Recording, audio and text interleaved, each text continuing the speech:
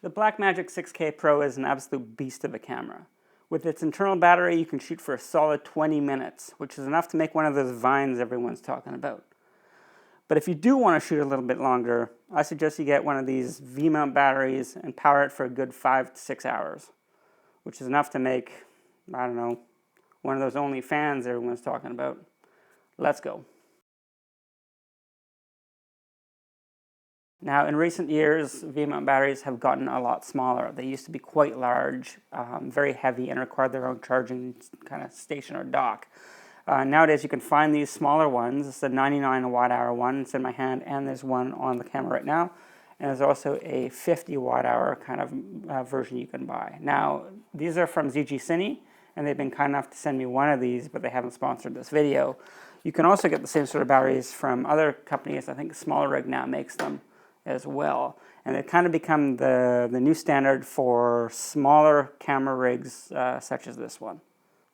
So let me show you how these things actually work with the camera rig and how to do it yourself. To make use of a V-mount battery to power your camera, what you're going to need is a V-mount battery plate adapter. Now here I have one from Smallrig, and these come in a couple different formats. Some of them have multiple ports on them. Some of them are just dummy battery plates that have no power or no connection to them at all. But all you need to do is have one of these and clip the battery directly onto the adapter and lock it into position. Now once it's locked, the next thing you need to do is supply power from the battery to the camera. And the way to do that, at least on this camera, is by having a special cable. Now, here I'm using DTAP, and the Blackmagic camera has a DTAP port or a DC port here on the side, and the DTAP here is, well, it looks like this. And I simply put it directly into the battery. Now, there's a reason why I do this, and you can do it one way or the other, but I just do it this way.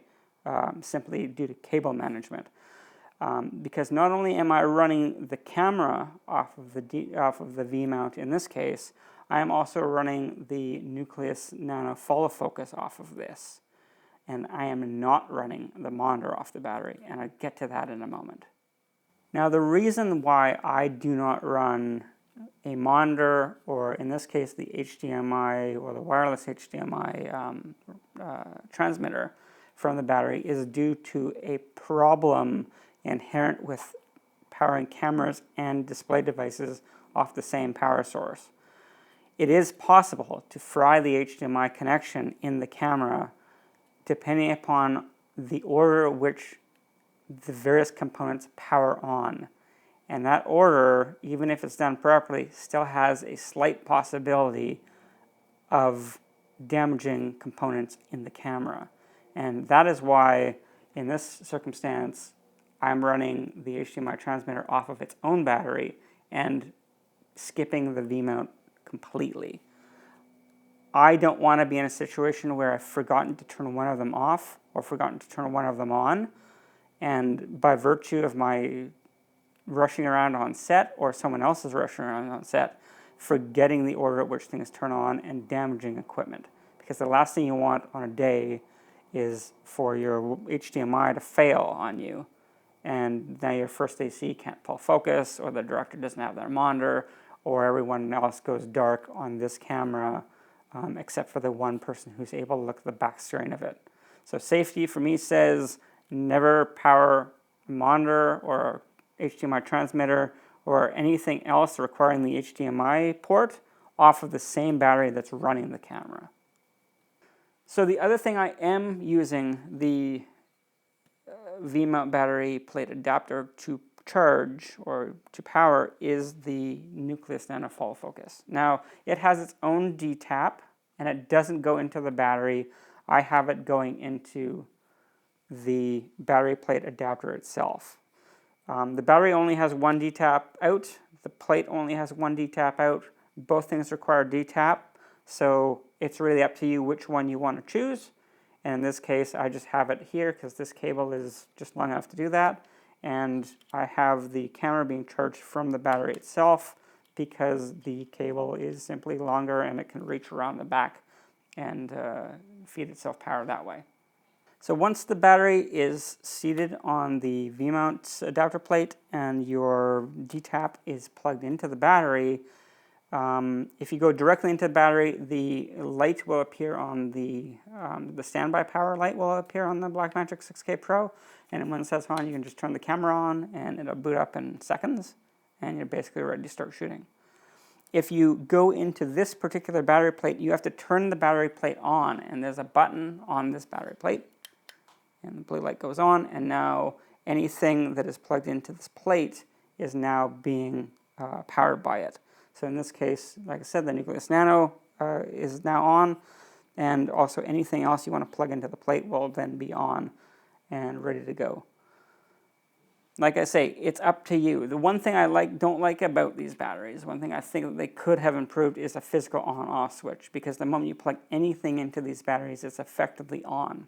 So if I turn the camera off and leave the battery seated with the D-tap cable in it, it will just be giving standby power to the camera for as long as the battery will run. Now, I've walked away from one of these things, and after 2 days, it's gone down to like 92% from 100. So it doesn't use a lot of power, but it does use power.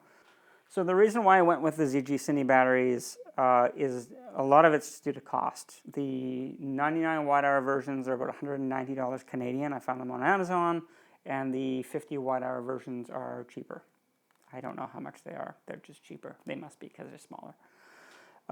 What I like about these batteries is that they have a little display on the back of them that shows you exactly how much power it has remaining left in the battery, which is a great feature, because a lot of other V-mount batteries in the past, especially the big ones, just had 4 lights on them, and depending upon how many of those lights were on, that told you the state of charge.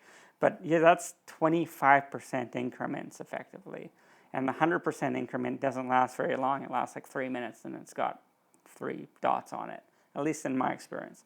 So I far prefer having a very discrete indicator of how much power is in the battery. Now, like I said, these last about 4 or 5 hours on this camera. I don't know what they last on other cameras. I have used these on a Red before, and it did suck down the power a lot quicker. However, it does that. Those cameras do that to any battery you put on them. You could probably hook it up to a 5,000 watt generator, and it would run the gas out of it pretty quickly. The thing with these batteries is, while they give you 4 or 5 hours of charge, if you have 2 of them, in the 4 or 5 hours it takes to burn one down, you will have already charged the other one. So as long as you have access to power on set on the day, you can run your entire production off 2 of these all day, just cycling the power through them. Now, I have done that, and I think it's fine. But if you don't have power, obviously get more batteries. I have found these 50 watt-hour ones are just as good to run the camera and accessories. They just last a little bit less time. Probably, I think, 2.5 hours, maybe 3 tops off one of these. Depending upon your budget, and your use case, find the one that suits you. Also, take a look at other manufacturers. Everyone seems to be making smaller form factor batteries now, and though everything else I've seen is a heck of a lot more expensive than these. So yeah, just do some shopping and see what works for you. But I do know that these are really good, and I've used them on multiple shoots. I've been really happy with them so far. Now these batteries, they're charged by USB-C. They charge up in about 1 hour, 2 hours, depending upon how quickly your charging block is that you use. There are also USB-C and USB outs, as well as the D-tap on this particular model. Now I know ZG-Cine has new models they're just releasing, and I don't have one to show you, but I hope they're good or better.